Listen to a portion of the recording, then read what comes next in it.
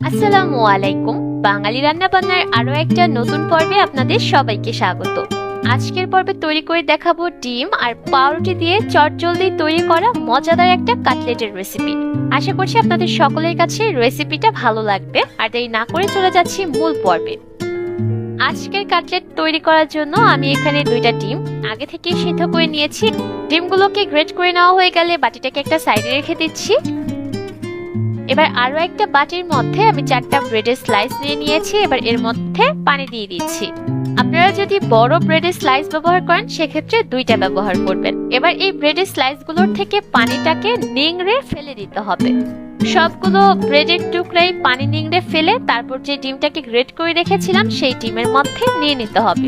সবগুলো রুটি নিয়ে নেওয়া হয়ে গেলে এবার এর মধ্যে আমি দিয়ে দিয়েছি আধা চা চামচ জিরার গুঁড়া, আধা চা চামচ দিয়েছি গরম মশলার গুঁড়া, 1 চা চামচ দিয়েছি চিলি ফ্লেক্স, আধা চা চামচ দিয়েছি আদা রসুন বাটা, লবণ দিয়েছি 1/4 চা চামচ, 1 চা চামচ দিয়েছি কাঁচামরিচ কুচি, 2 টেবিল চামচ দিয়েছি পেঁয়াজ কুচি আর 1 টেবিল চামচ দিয়েছি ধনিয়া পাতা কুচি।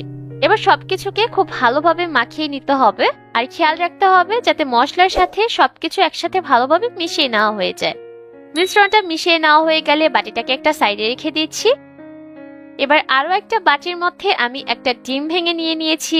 এর মধ্যে সামান্য একটু লবণ দিয়ে ডিমটাকে ভালোভাবে ফেটিয়ে নিতে হবে। ডিমটাকে ভালোভাবে ফেটিয়ে নিতে হবে যাতে করে কোনো আস্ত দানা না থাকে।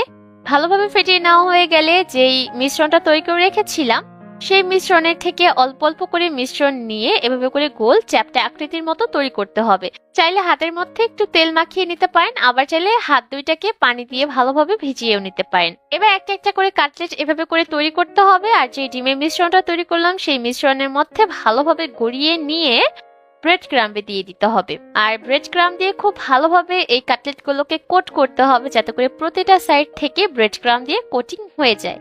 একইভাবে করে আমি আরো একটা কাটলেট ব্রেড ক্রাম্ব দিয়ে কোট করে দেখিয়ে দিচ্ছি। সবগুলো কাটলেট যখন তৈরি করা হয়ে যাবে তখন এগুলোকে ভাজতে চলে যাব। ভাজার জন্য চুলায় পর্যাপ্ত পরিমাণ তেল আমি মিডিয়াম হিটে গরম করে নিয়েছি। এবার একে একে কাটলেটগুলোকে দিয়ে দিলাম।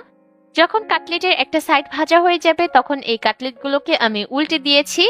অবশ্যই যখন এই কাটলেটগুলো তেলে ছাড়বেন তেলটাকে ভালোভাবে গরম করে নেবেন, তা না হলে দেখা যাবে তেলে ছাড়ার সাথে সাথেই ব্রেড ক্রাম্বের কোটিংটা খুলে যেতে পারে। তো তেলটাকে ভালোভাবে গরম করে নিয়ে কাটলেটগুলোকে ছাড়তে হবে। আর চুলার আঁচ মিডিয়াম হিটে রেখে কাটলেটগুলোকে ততক্ষণ ভাজতে হবে যতক্ষণ না পর্যন্ত এর মধ্যে সুন্দর রং চলে আসে।